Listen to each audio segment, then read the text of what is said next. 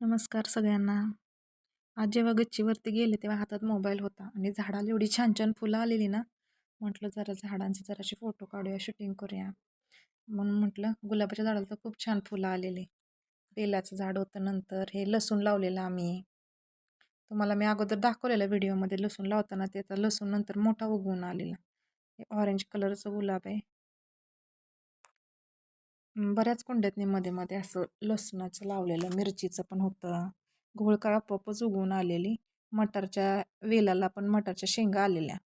पण पुढे हिरवा होता आणि पाठीमागून कसं काय सुकल्यासारखा झालेला काय माहिती. हे बघा किती छान फुलं आहेत. म्हटलं चला शूट करूया. नंतर मला मुलांना घेऊन दवाखान्यात जायचं होतं.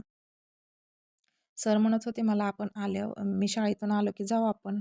पण नको म्हटलं, तुम्ही शाळेतून येणार, त्यांना येऊन जाऊन 70 किलोमीटर पडते. नंतर तुम्ही आल्यानंतर मग जायचं, त्यापेक्षा मी जाऊन घेऊन येते. हे बघा, हे टोमॅटोची झाडाला टोमॅटो आलेत. छोटे छोटेच आहेत अजून. आणि छान वाटतं ना अशीच फुलं वगैरे असली की आपल्या स्वतःच्या बागेतली सकाळ सकाळी देवाला फुलं घातली की छान वाटतं. नंतर म्हटलं जाऊया चला. हे बघा आम्ही रिक्षाने गेलो स्टँडपर्यंत, कारण सर सकाळीच गेलेले 9, 9:15ला. रिक्षाने गेलो स्टँडपर्यंत. ह्याचे चाललेलं गाणं म्हणायचं, एक होती आजी.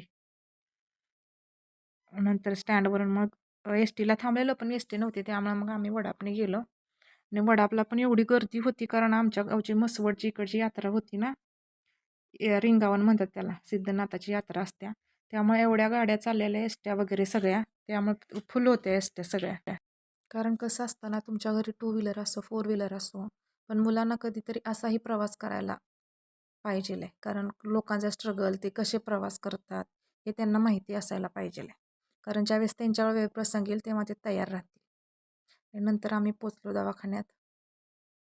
डॉक्टर गेलेले व्हिजिटला, तोपर्यंत थोडा वेळ आम्ही थांबलो आणि नंतर डॉक्टरांना भेटून औषधं वगैरे घेऊन आम्ही घरी गेलो. पण आम्हाला एस टीला एवढ्या वेळ थांबावं लागलं, खूप वेळ आम्ही उन्हात थांबलेलं. मुलं पण अक्षरशः कंटाळली आणि ऊन पण एवढं लागत होतं ना, आणि जाताना एवढी गर्दी, मला तर उभं राहावंच लागलं. म्हणून तर पायरीवरच बसलेली तिथं. देव दुसऱ्यांजवळ बसलेला, पण ते मलाच वाईट वाटायला लागलं बघूनच.